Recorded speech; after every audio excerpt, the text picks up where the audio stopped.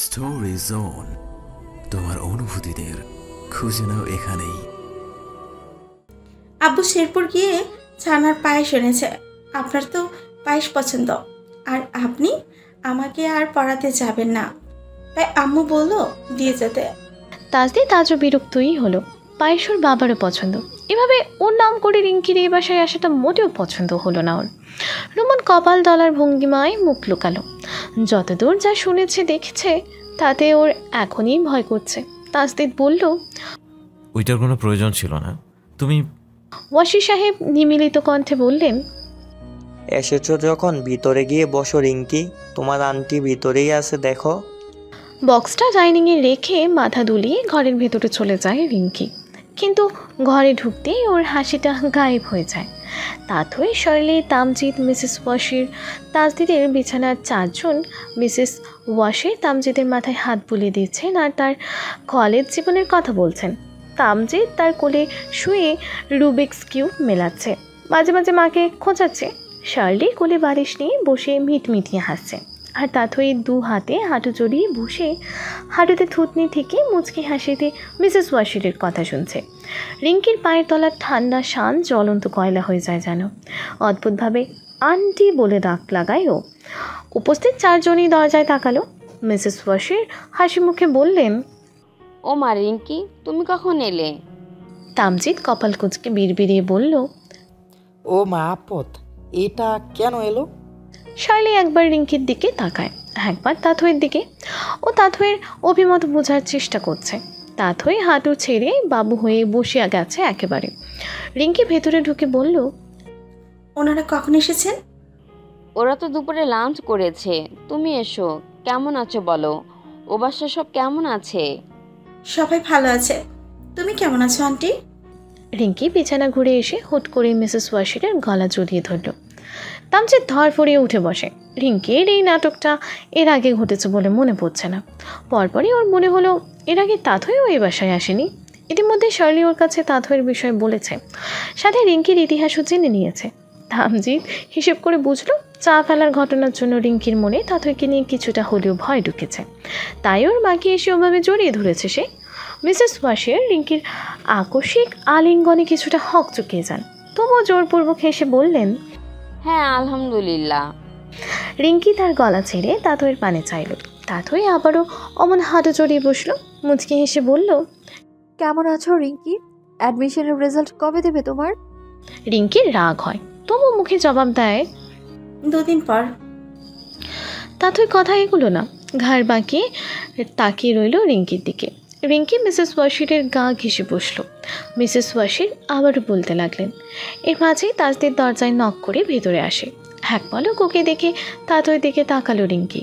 সে Mrs ওয়াশিরের কথায় মনোযোগী।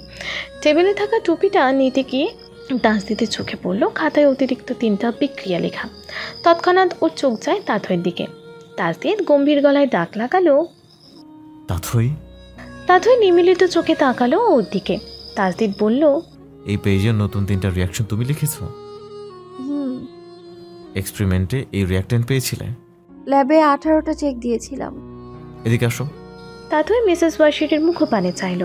হয়তো সেই চাউনিতে এটুকু বলা ছিল, আমি না আসা অবধি আপনি এক শব্দ বলবেন না প্লিজ। বিছানা থেকে নেমে আসে তাথই। তাজদিদ টেবিলের কোনায় বসেছে। তাথইকে চেয়ার দেখিয়ে বলল, ড্রাইভ দ্য রিয়াকশন। আমি এখানে রিয়াকশন ড্রাইভ করতে আসিনি। সুস্পষ্ট জবাব দিল তাথই।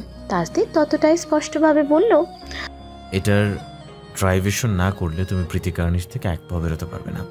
Got it? বেরোতে চাইছেই বা কে? পুনের জবাবটা মুখে দিল না তাথই। খাতা কলম নিয়ে চেয়ারে বসে গেল ও। ওই টেবিলের কোনায় তাজদিদ বসে বসে ওর লেখা দেখছে। আর এটুকু সহ্য হলো না রিঙ্কির। রাগে ফুসতে ফুসতে বিছানার পাশে থাকা ছোট্ট টেবিলটার ড্রয়ারে আঙুল রাখেও। তারপর জেদ করে বন্ধ করে দেয় ড্রয়ারটা। হাত তুলে ধরে আর্তনাদ করে ওঠে তৎক্ষণাৎই। রুমে সবাই ওর দিকে তাকালো। তাজদিদ টেবিল থেকে নেমে ছুটে আসে এক প্রকার। রিঙ্কির ডান হাত ধরে দেখে ড্রয়ারে চাপ লেগে অনামিকা আঙুলের এক পাশ কিছুটা থেতলে গেছে। একই ড্রয়ারে ফার্স্ট এইড বক্স ছিল। তাজদিদ দ্রুততার সাথে মলম আর সেলোটেপ বের করে রিঙ্কির হাতে লাগিয়ে দিতে লাগলো। শেষে একটা ধমক দিয়ে বলল, দেখে শুনে হাত পা ছোড়াছুড়ি করতে পারো না? বড় হও নাই নাকি? বড় হয়েছি বলছেন? মেজাজ আরও বিগড়ে যায় তাসদিদের। হনহনিয়ে এসে টেবিলে এগিয়ে টুপিটাও নিল। তাথইকে বলল, আসরের আজান হয়েছে, আই থিঙ্ক তোমাদের বেরোনো উচিত। তোমরা আসো, আমি মসজিদে নামাজটা সেরে সামনে দাঁড়াচ্ছি। তাসদিদ তৎক্ষণাৎ রুম থেকে বেরিয়ে যায়। ওকে ওভাবে বেরিয়ে যেতে দেখে বারান্দা থেকে মিসেসকে ডাক লাগালেন বশির সাহেব। তামজিদও গেল মায়ের পিছু পিছু। রুমন দরজার সামনে এসে দাঁড়িয়েছিল। শালি ওকে সাইডে দেখে বলতে লাগলো কী ঘটেছে। তাসদিদের ঘরে কেবল তাথই রিঙ্কি। তাথই চেয়ার ছেড়ে বেশ স্বাভাবিক ভঙ্গিতে রিঙ্কির দিকে এগোলো। তারপর ওর হাত তুলে আঙুলটা পরখ করলো। রিঙ্কির বুক দুরু দুরু করলেও ভাবে প্রকাশ করলো না কিছু। আঙুলটা দেখতে দেখতেই হুট করেই স্যালোটেপটা টান মেরে খুলে ফেলে তাথই। তৎক্ষণাৎ ব্যথাতুর আওয়াজ করে ওঠে রিঙ্কি। চোখ খিচে বন্ধ করে নিয়ে নিচে ঠোঁট কামড়ে ধরে। একটু পরে চোখ তুলে তাকায় তাথইর দিকে। তাদের ফার্স্ট এই বক্সে থাকা আরেকটা নতুন স্যালোটেপ নিল। রিঙ্কির আঙুলে লাগিয়ে দিতে দিতে বলল, নিজে নিজে ব্যথা নিলে ব্যথা কম লাগবে, অন্যজন ব্যথা দিলে দেখো ব্যথা বেশি পাওয়া যায়।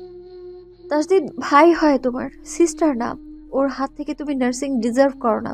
সো আমার নার্সিং কেমন, পছন্দ হয়েছে তোমার? আপনি কি চাইছেন? তাথইর হাত থামে। রিঙ্কির প্রশ্নেই হাত থেকে চোখ তোলে। ওর মুখের দিকে তাকালো। টের পেল যতটা বাচ্চা ভেবেছিল রিঙ্কি ততটাও বাচ্চা না। ওর হাত ছেড়ে দিয়ে বুকে হাত গুজে দাঁড়ালো তাথই। বলল, আমার চাওয়া জেনে তোমার কাজ নেই, তুমি বরং আমার চাওয়াটা নাই শোনো। রিঙ্কি তাথইয়ের দৃষ্টি পড়ার চেষ্টা চালালো, কিন্তু লাভ হলো না। ও বুঝলো তাথইয়ের ওই সূক্ষ্ম হাসি আর তীক্ষ্ণ চাউনির ভাষা পড়ার বয়স ওর হয়নি। ওকে খুব বেশিক্ষণ হতাশ হতে দিল না তাথই। তেমনি দীপ্ত কণ্ঠে বলল, আমি চাই না তুমি তাসদিদকে আর কোনোভাবেই ডিস্টার্ব করো। রিঙ্কি প্রসারিত চোখে চায়। তাথই বিন্দু মাত্র ভনিতা না করে বলল, তুমি তাসদিদের জবাবটা জানো রিঙ্কি? তুমি এটাও বোঝো ও তোমায় নিয়ে বিরক্ত। এরপরেও এমন সব কাজ করো তুমি যেন ও তোমার প্রতি আরও বিরক্ত হয়। অ্যান্ড ট্রাস্ট মি, এই ব্যাপারটা আমি একদমই চাইছি না। আমি চাইছি না তুমি তাসদিদের বিরক্ত বা বিব্রত বোধের কারণ হও। চাই না ওর সামনে পেছনে আগে পরে জানা অজানায় তুমি এমন কিছু করো না যে তো ও বিন্দুমাত্র বিরক্ত হয়। তোমার কারণে তাসদিদ একবারও অসহ্যকর ভাবনায় দীর্ঘ নিঃশ্বাস ফেলুক, এটা আমি একেবারেই চাইছি না। রিঙ্কি স্তব্ধ, বিমূঢ়। ওর মুখ দিয়ে কোনো কথাই বেরোচ্ছে না। তাসদিদের জন্য এইভাবে কেউ কোনো দিন ওকে বলবে তা হয়তো ওর ধারণাই ছিল না। ওকে আটকে থাকতে দেখে তাতে কিছুটা ঘাড় বাঁকালো। জিজ্ঞাসা সুযোগ চেয়ে বলল, তুমি বুঝতে পারছো রিঙ্কি, আমি ঠিকই চাই না বুঝিয়েছি? রিঙ্কি হুঁশে আসে। তাথই যে তাসদিদের প্রতি দুর্বল সেটাও বুঝতে চাইল না। তাথইয়ের কথায় ভয়ও পেয়েছে, তবুও যেন খোদ থেকে সাহস জুগিয়ে বলে ফেলল, তাসদিদ ভাইকে আমি ভালোবাসি। তাথই জবাব দিল না। কয়েক দণ্ড নীরবে চেয়ে রইল রিঙ্কির দিকে। তারপর একবার ওর হাতের দিকে তাকিয়ে আবারও তাকালো ওর চোখে। এই অল্প বয়সী মেয়ের জেদ আটকাতেও কোনো চূড়ান্ত মাত্রায় যেতে চাইছে না। তাই নিজেকে সংবরণ রেখে ধীর স্থির গলায় জবাব দিল, ভালোবাসা হলো সেটাকে আঘাতের দুঃসাহস আমি করতাম না রিঙ্কি। বাট রিমেম্বার, তাসদিদকে এতটুকু হ্যারাস করবে এমন জেদকে আমি টলারেট করব না, করতে পারবো না। So stay away from him, better for you. Shirley Roman ক্যাফেটেরিয়ায় বসে চা খাচ্ছিল আর প্রীতি কার্নিশ নিয়ে কথা বলছিল। দূর থেকে সেটা দেখে 3 নম্বর সিগারেটটায় টান দিল তুলল। প্রথমবার রোমানকে দেখে নিজের চোখকে বিশ্বাসই করেনিও। চিনতেই পারছিল না বলা চলে। রোমানের পোশাক আশাকে এতটাই বদল এসেছে। শার্লিকে একটা ছেলের সাথে এমন হাসি খুশিভাবে বসতে দেখে শুরুতে রাগ হলেও রোমানকে চেনার পর কিছুক্ষণের জন্য কমেছিল সেটা। কিন্তু রোমানও একটা ছেলে। আবারও এটা মনে পড়তেই রাগ মাথাচাড়া দিয়ে ওঠে তুল্যর। সিগারেট মাটিতে ফেলে পায়ে পিষে এগিয়ে গেল।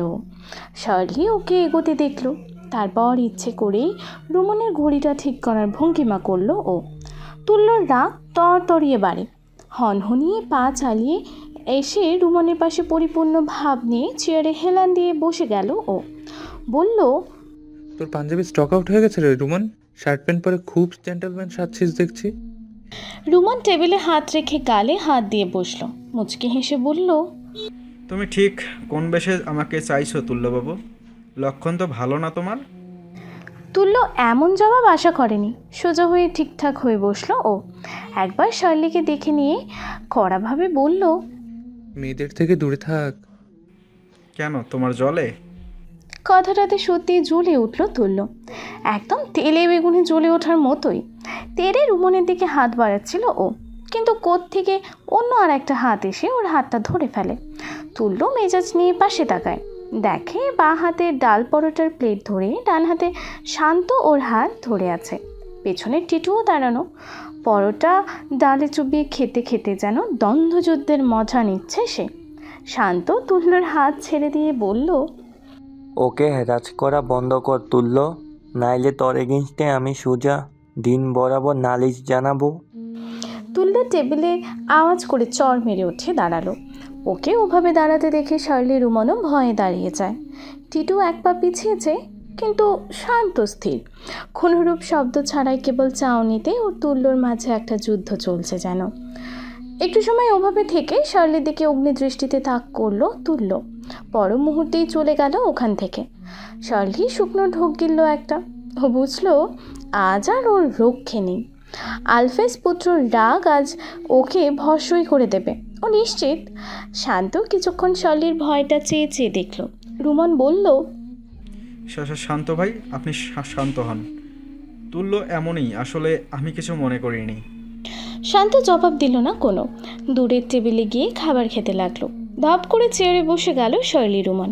তার 2 সেকেন্ড পরে ক্যাফেটেরিয়ায় ঢুকে তাথই একটা কোকের কাচের বোতল নিয়ে এসে বসে গেল শার্লিদের টেবিলে। দুজনের রং চটে যাওয়া চেহারা দেখে বলল, কি সমস্যা? তাথইয়ের আওয়াজ শুনে ওরা দুজনেই বুঝলো সকাল সকাল মেজাজ চড়ে আছে আলফেজ ডটারেরও। একটা ছোট্ট শ্বাস ফেলল রুমন, বলল, তোর কি হয়েছে? রেগে আছিস কেন? ক্লাস দেরিতে নেবে সেটা আগে বলতে পারে না? পড়তে সেমিনারে গেলাম, সেখানেও জায়গা নেই। শার্লি কপাল ধরে বসে রইল, ভাবতে লাগলো এই 2 ভাই বোনকে ওপরওয়ালা ঠিক কী ধাতুতে গড়িয়েছেন। মিনমিনে গলায় বলল, তাসজিদ ভাইয়ের ফোনে নাকি তোর কক্সবাজারে সিঙ্গেল ছবি আছে তাথই, জানিস সে বিষয়ে কিছু? অস্থির হয়ে থাকা তাথই মুহূর্তেই নীরব হয়ে যায়। বিস্ময় আনন্দ সবটা সংবরণ করে প্রশ্নসূচক চাইল ও। শার্লি বলল, তামজিদ বলেছে ওনাকে দেখেছে, তাসজিদ ভাইয়ের ফোনে তোর ছবি আছে। তাথই জবাব দিল না। কথাটা শুনে ওর ভেতরে কী ধরনের সুখ অনুভূত হচ্ছে তাও ধারণাও করতে পারছে না। শার্লি দেখল ও ব্যস্ত হয়ে পড়েছে, হাতের কোকের বোতল রুমনকে ঠেলে দিচ্ছে, আবার নিজের দিকে নিচ্ছে, স্ট্র নিয়ে ব্যাগে ঢোকাচ্ছে, আবার কলম বের করে কোকের বোতলে ঢুকাচ্ছে।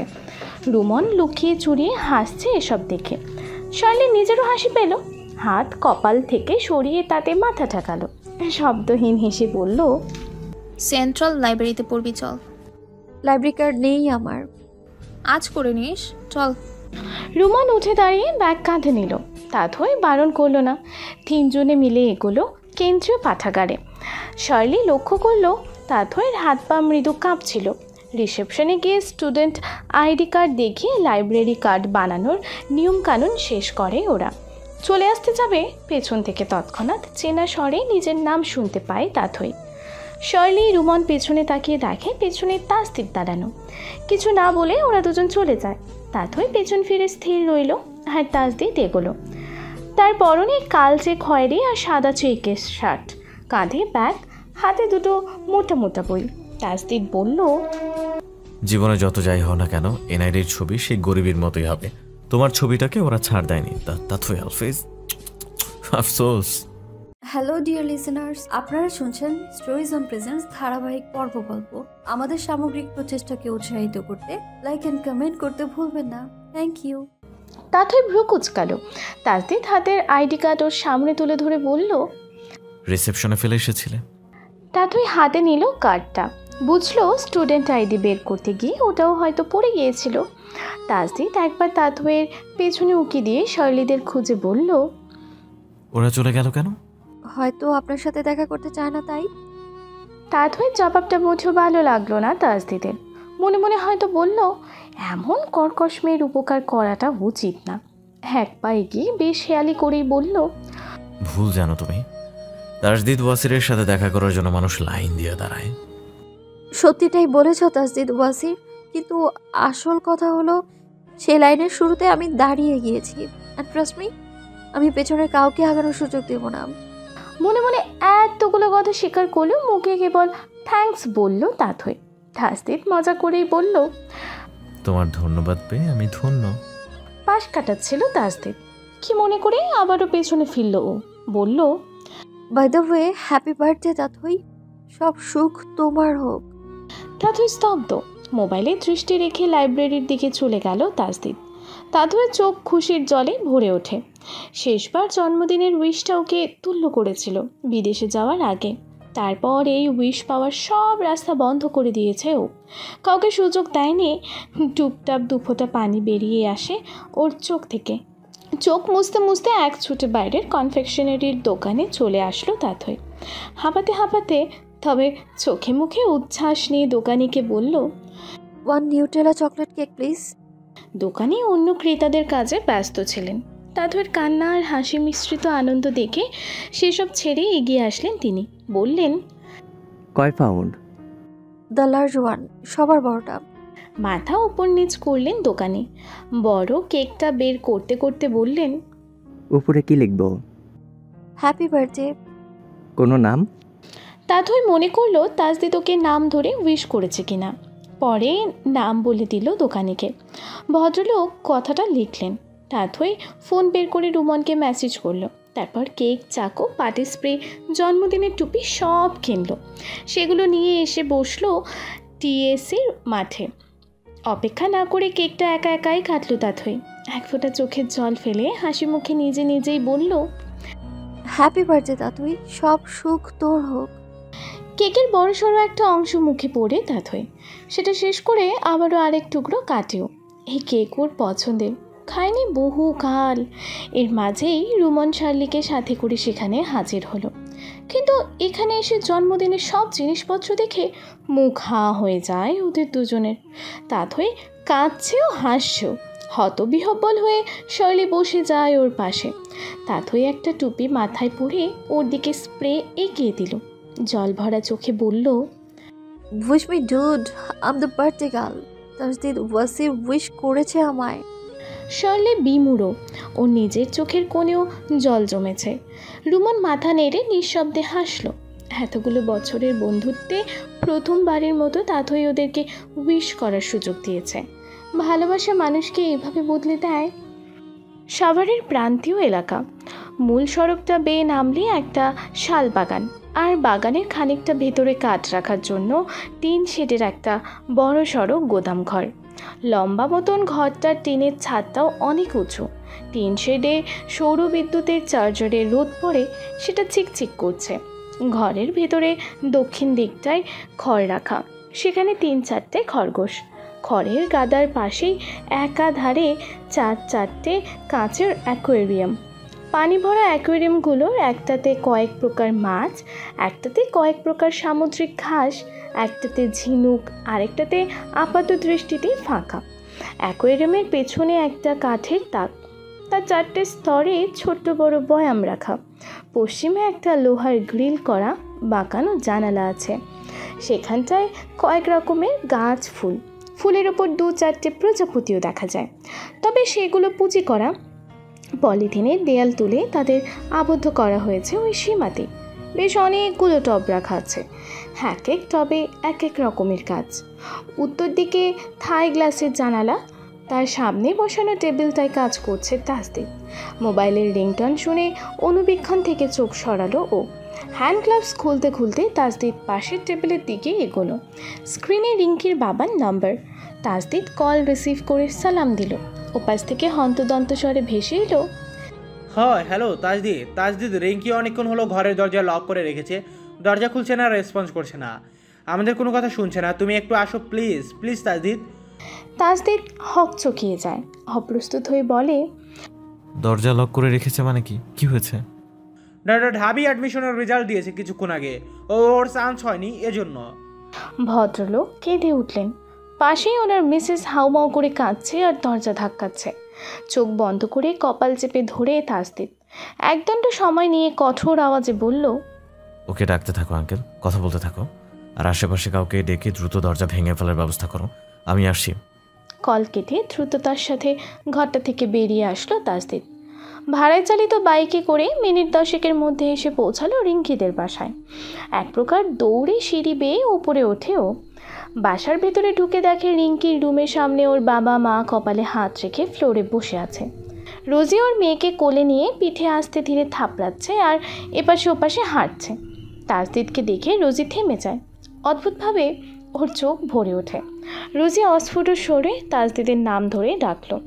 ওর বাবা তৎক্ষণাৎ চোখ তুলে তাকালো। তাসদিদ শুকনো ঢোক গেল। ওর মনেও ভয় ঢুকে গেছে। ও পৌঁছাতে দেরি করে ফেলেছে কি না। রিঙ্কির মা তাসদিদের উপস্থিতি টের পেতে হুড়মুড়িয়ে পায়ে পড়ে গেল ওর। তাসদিদ তাকে ধরে তৎক্ষণাৎ নিচে বসে গেল। মহিলা কাঁদতে কাঁদতে বললেন, আমার মেয়েটাকে বাঁচাও তাসদিদ, আমার মেয়েটাকে বাঁচাও। তার কথা শুনে তাসদিদ বুঝলো এখনো সবটা হাতের বাইরে যায়নি। শান্ত হও আন্টি, রিঙ্কির কিচ্ছু হবে না। একটুকু বলে মহিলাকে ছেড়ে দিল তাসদিদ। ও নিজেই দরজায় আঘাত করতে যাচ্ছিল। রোজি বলল, তাসদিদ থামো, রিঙ্কি বলেছে দরজায় আঘাতের আওয়াজ পেলে ও তখন সুসাইড করবে। তাসদিদ তৎক্ষণাৎ থেমে যায়। রোজির বাবা নিচে পড়ে থাকা মোবাইলটা এগিয়ে দিল। তাসদিদ ফোনটা হাতে নেয়। সেখানে একটা ভিডিও মেসেজ। ভিডিওতে রিঙ্কি একটা ব্লেড হাতে ধরে রেখে বলেছে, তাসদিদ ভাইকে ডাকো আপু, নয়তো আমাকে বাঁচানোর জন্য যে চেষ্টাই করবে, I swear I commit suicide then and then. Video দেখে মাথার চুল উল্টে ধরল তাসদিদ।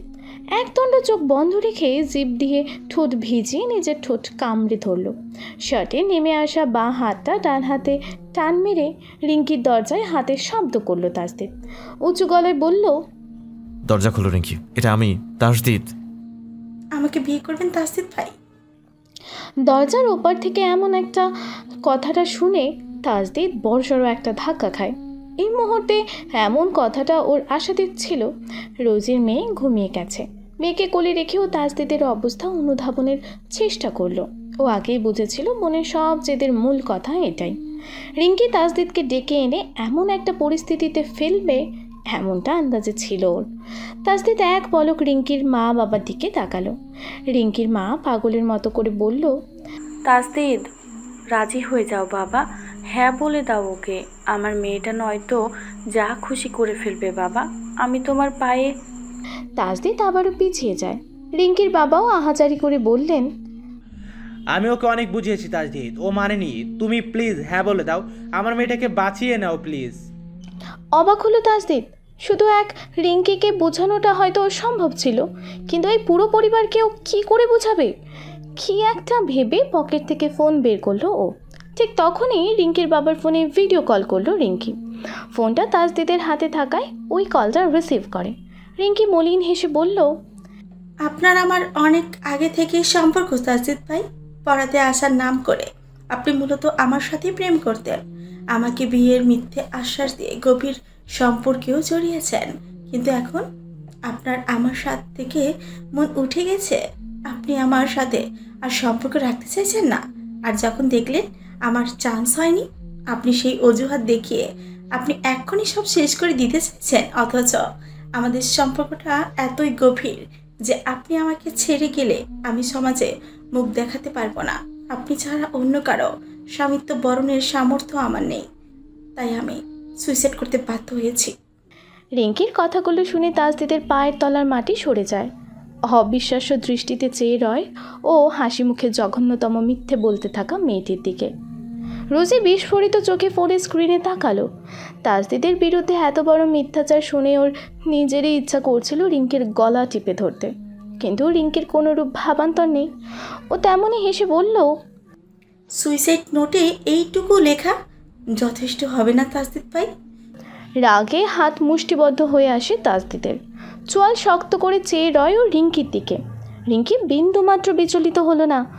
তেমনই মুগ্ধ চোখে চেয়ে তাসদিদের রাগের চেহারাটা দেখতে লাগলো ও বলল, বিশ্বাস করুন তাসদিদ ভাই, আপনি যা যা পড়িয়েছেন ঠিক তাই তাই প্রশ্ন ছিল।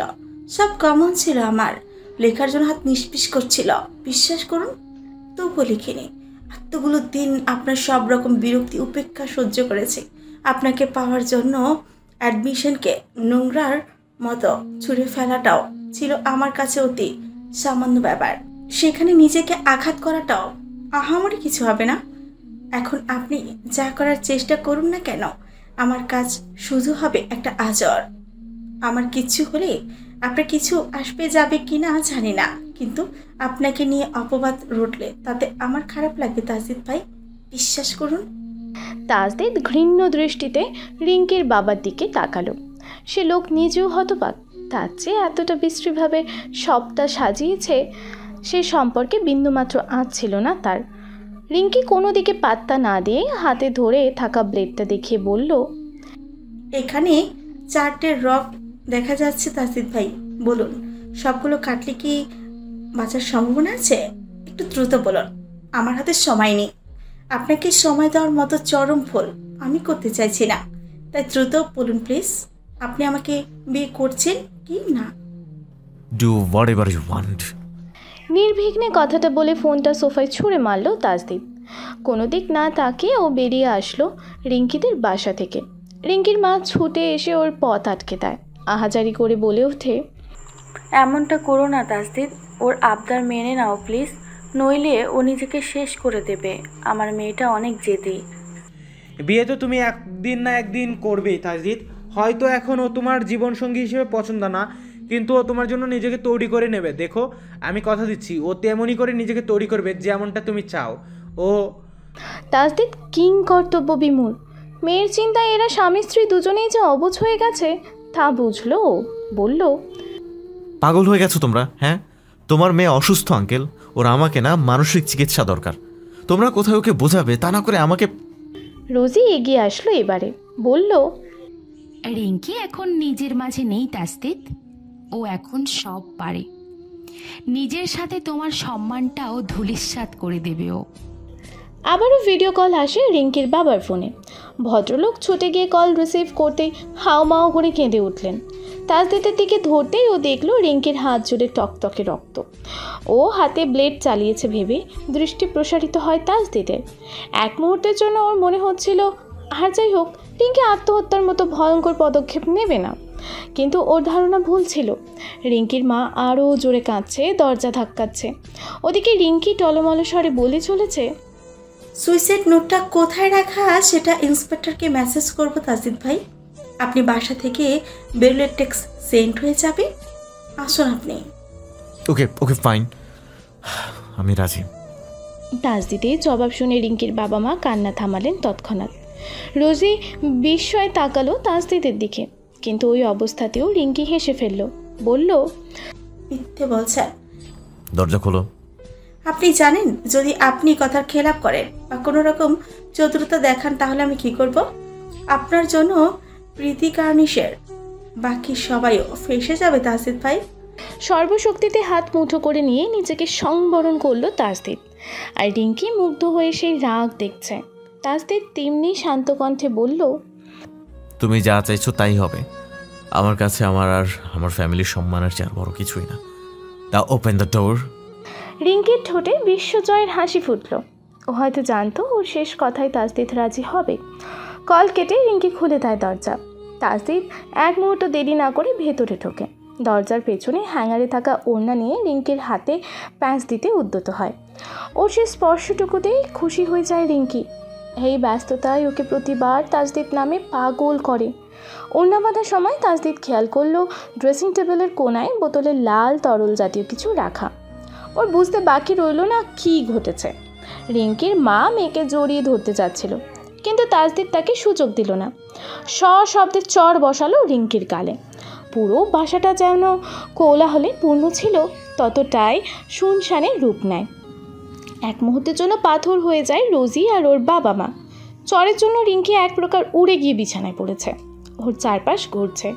তাসদিদের শক্তপোক্ত হাতের চটটাকে গালে হাত রেখে অমনি উপর হয়ে শুয়ে রইল ও। মাথা তোলার চেষ্টা করেও পারল না। বুঝ ফিরতেই রিঙ্কির মা তাসদিদ বলে চেঁচিয়ে উঠল। তাসদিদ গায়ে মাখল না সে উচ্চস্বর। শার্টের হাতা ভাঁজ দিয়ে টেনে দাঁড় করালো রিঙ্কিকে, বলল, এটা এই জঘন্য মিথ্যাগুলোর জন্য। রিঙ্কি মাথা ঝাড়া মারল। চোখ খোলা রাখার চেষ্টা করেও পাচ্ছে না ও। ঠলছে। আবছা চোখে দেখলো রাগে লম্বা নিঃশ্বাস ফেলছে তাসদিদ। অফ হোয়াইট শার্টের আড়ালে ওর প্রশস্ত বুকের ছাতি ওঠানামা করছে। কিছু বলার জন্য মুখ খুলবে তার আগে আরও একটা চড় পড়ে রিঙ্কির গালে। আবারও ঘুরে উঠে বিছানায় পড়ে যায়। ওর মা সাথে সাথে বিছানায় গিয়ে মেয়েকে জড়িয়ে ধরল। তাসদিদ বলল, স্টোরি জোন, তোমার অনুভূতিদের খুঁজে নাও এখানেই।